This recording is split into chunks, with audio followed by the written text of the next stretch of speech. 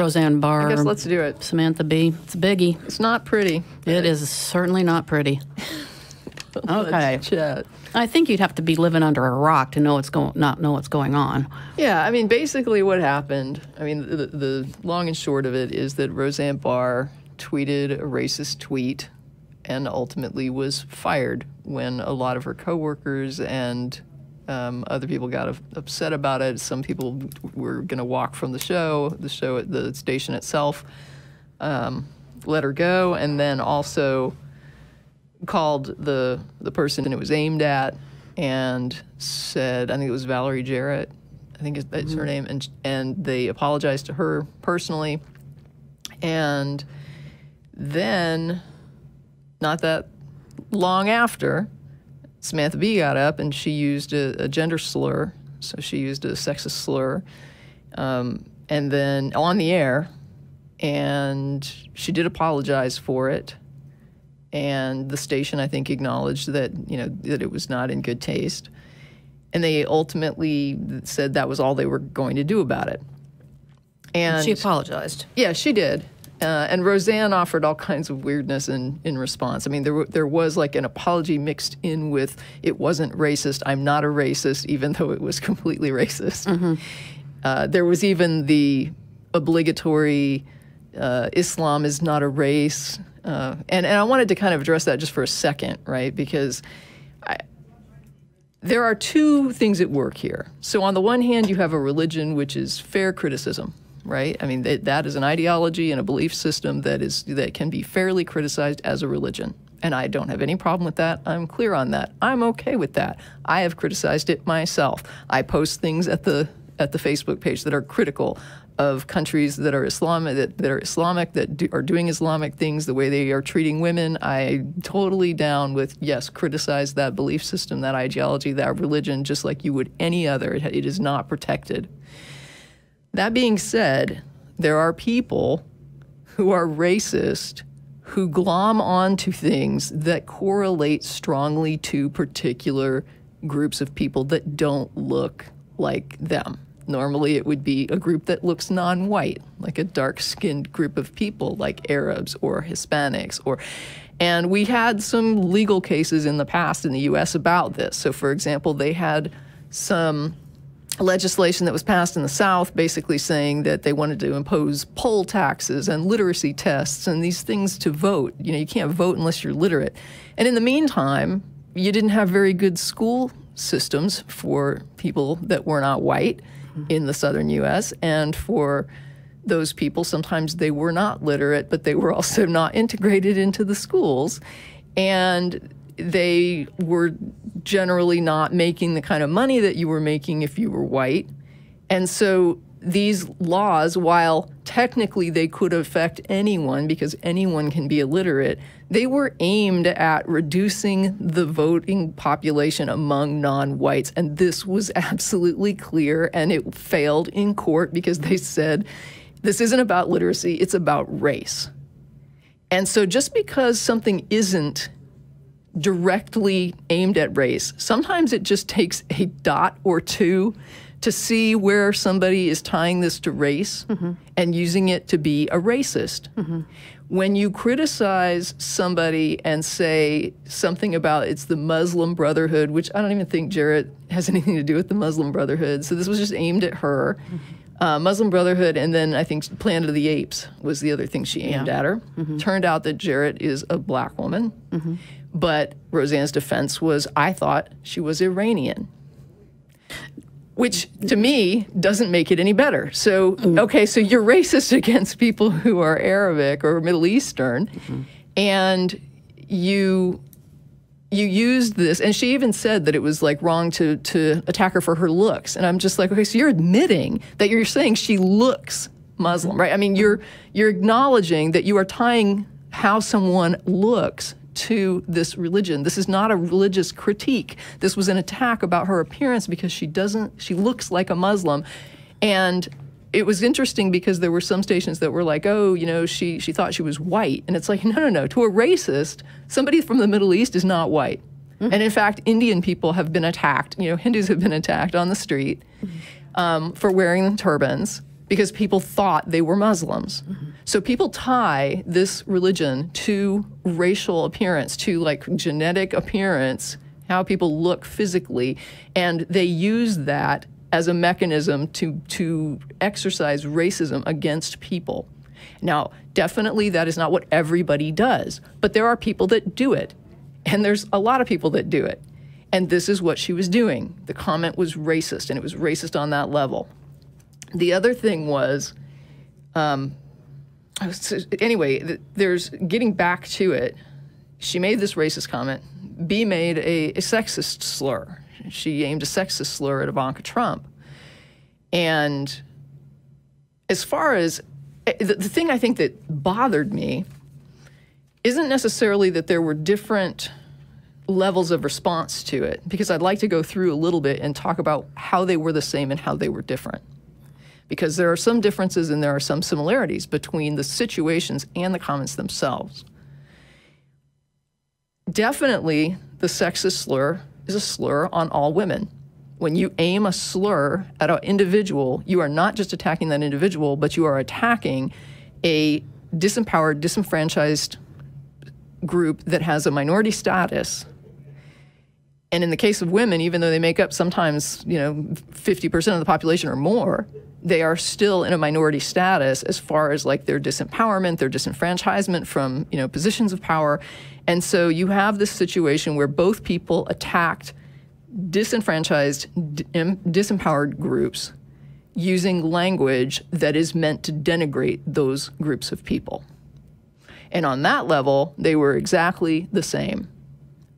Now, I saw some people posting, and it was very, very frustrating to me to see comparisons. So it was like this, it's this slur against women is not as bad as this slur against blacks, right? Or Iranians, depending on who you think you're insulting. And I'm looking at it, and I think I posted on one of the feeds, and I said, to me, this is like asking how much assault is acceptable. Yeah. I don't really care if somebody broke somebody's nose or busted both their legs. I'm not going to sit there and turn it into a pissing contest and tell a person, you got no right to bitch about your broken nose because somebody else had both their legs broken. No, they both have a right to complain. They both have a right to demand that they not get their nose broken. I don't care if you can rank it. Yeah, somebody who's beaten to death has got it worse than somebody who is beaten into a coma, has got it worse than somebody who had their arm broken, has got it worse than somebody that was slapped in the face. But all of those people have a right to say, I shouldn't have been assaulted at all. And so when we're looking at a gender slur and a racist slur, I'm not getting into a pissing contest about which group has it worse. Because when you're talking about people being denied basic rights and basic freedoms, when women do not own their own bodies, when people who can become pregnant do not own their own bodies, and then you have other people who are struggling to not be shot in the street, to sit there and say, let's pit them against each other, let's see who's got it worse, to me is absolute ignorance. Both groups have a problem that has to be resolved. They are both disenfranchised and both disempowered, and they both need support, and they both should be protected against slurs, right? I mean, when you're slurring those groups, you're basically feeding into the social mechanism that keeps them viewed as less. Because you are making this kind of nasty label, applying it to them, and then saying, well, this is okay because this group doesn't have it as bad as this other group. Isn't there a logical fallacy? I can't think of it. There's a word for this when you have this pissing contest. It's a distraction from the actual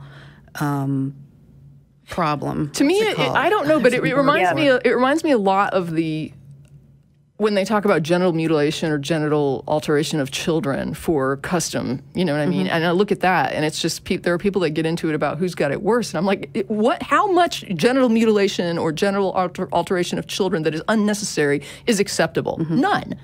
So instead of getting into a combative fight between which group that's being disrespected and whose bodily autonomy is being violated, who's being worse off, to me is an irrelevant question. The battle needs to be, we need to stop doing this to all children.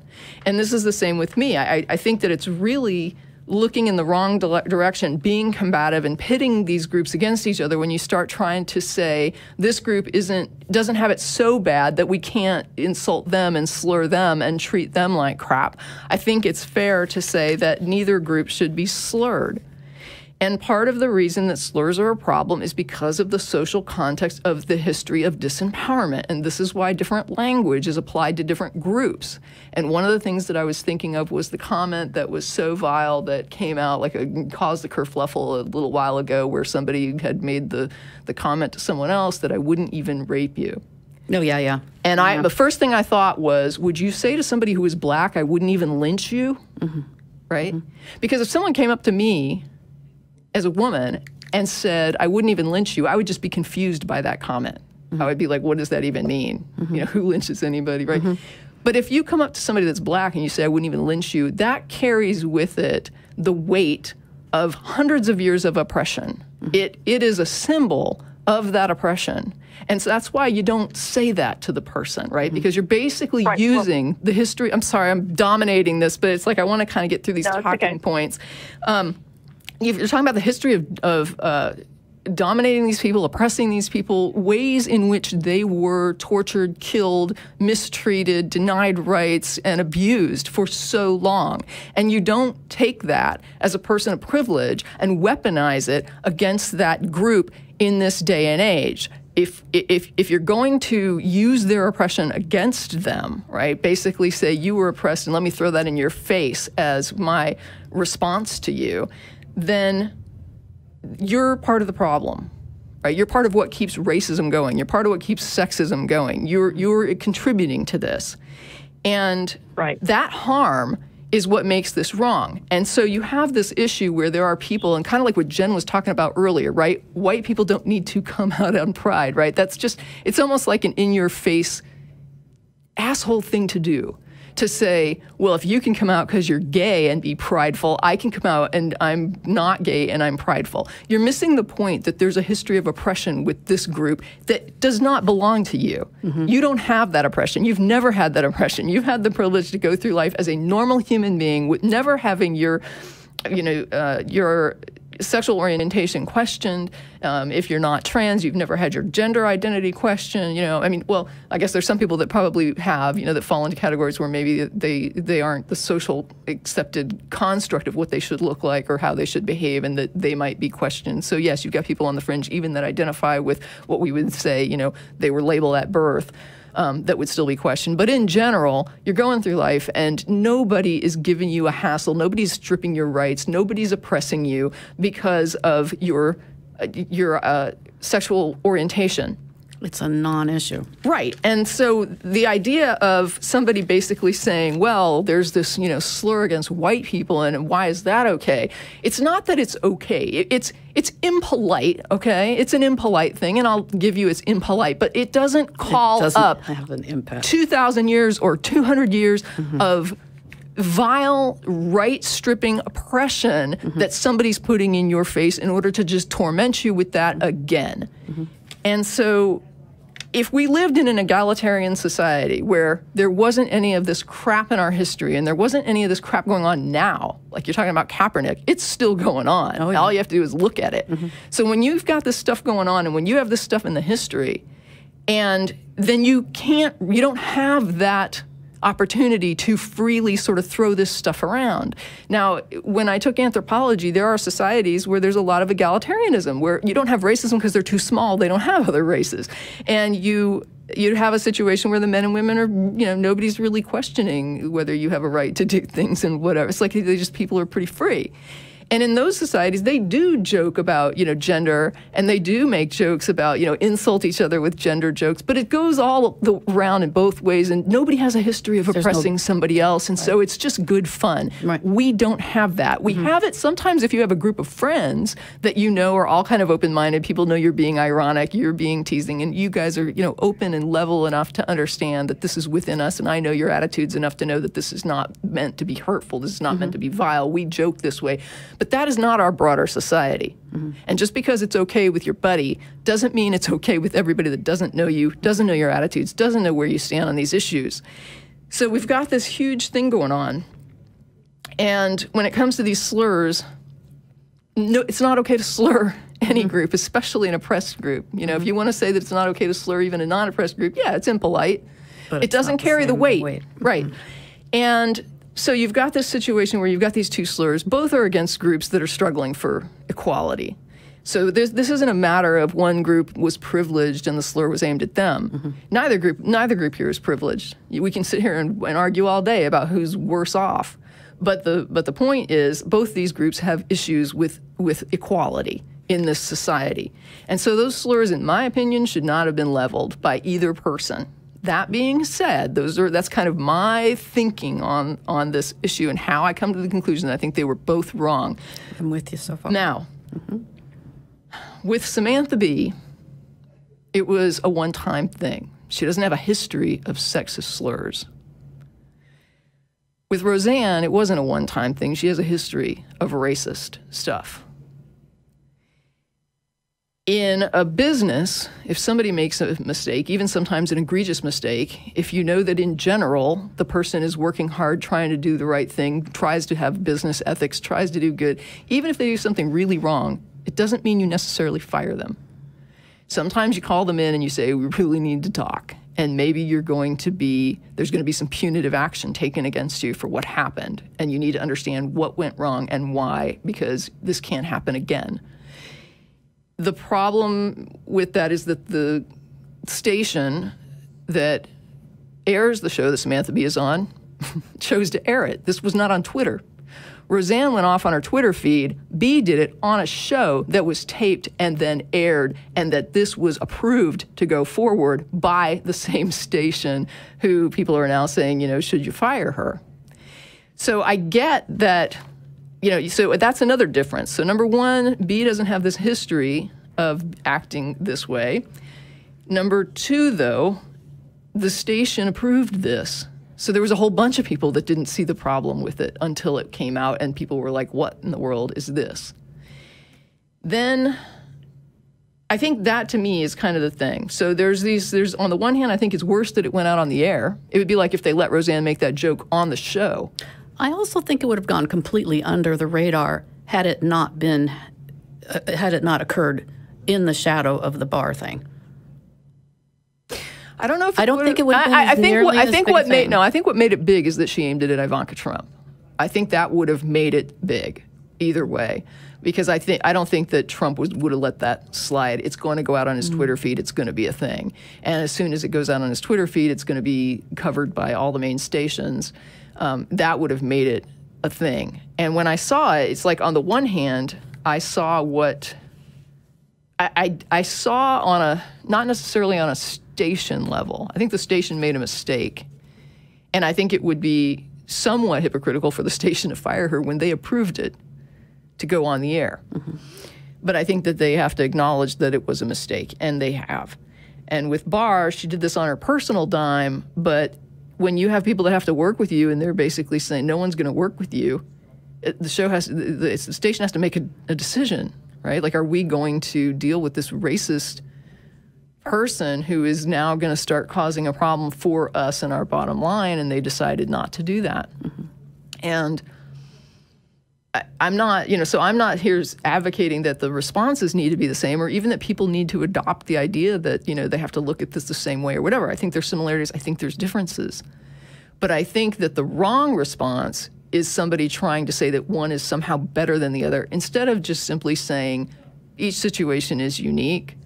They both made mistakes, and, based on certain things, maybe one should have been fired and one might not have been fired. Just like if you had an employee that was constantly making mistakes and you were finally just like, look, I can't take this. You know, this has got to end. And you've got somebody that messes up that you have faith that going forward or trust that going forward based on their record, they can do better. And if you have that, sometimes it's okay to keep somebody employed. It's not just about outrage, right? Sometimes it really is about, does the person understand what they did? There have been people in the past who have made mistakes that have come forward and issued real apologies, not non-apologies, but said, look, I messed up, I said this thing. I think there was a situation, I don't remember exactly what it was Benedict Cumberbatch had said something and people called him out. And immediately he came out and said, I am 100% wrong. I said this thing, it was the wrong thing to say. I should have been more careful. I need to think more about this and how I express it and about my understanding of, you know, and I need to be more careful. Period. Yeah. No justification. No ongoing Twitter battles over how she's not blah, blah, blah. Yeah. And I think I'm done with my rant here. So, but that was kind of everything I wanted to get out. All right. Good. Yeah. So that's actually an important point because the unequivocal apology with no excuses is exactly what Samantha Bee did. Exactly. Yeah. She tweeted an apology that said, I would like to sincerely apologize to Ivanka Trump and to my viewers for using an expletive on my show to describe her last night. It was inappropriate and inexcusable. I crossed the line and I deeply regret it. There was no excuse about I was on Ambien when I did it. Or I'm not really. I don't really use sexist slurs or, I mean, You know, no attempt to shift the blame. It wasn't a sexist slur. It was. She just apologized. I thought that Ivanka Trump was a man. There was nothing like that. And I mean, so there's definitely differences. I'm not blind. I'm not saying like, oh, this is, you know, exactly the same situation, exactly the same scenario, exactly the same personality. I mean, I get there's differences. But I think that it's also kind of ignorant to ignore the similarities. Yeah, the thing that strikes me as disingenuous is that Roseanne Barr makes a mistake. She's fired. There's upset over it. Samantha Bee makes a mistake, and those same people are just on fire for her being fired. She should be taken down. And that's disingenuous because if they were saying Samantha Bee wasn't fired, Roseanne Barr should really get her job back, then it would really be about what's fair. Because if the same people who think that are cool with Trump being who he is,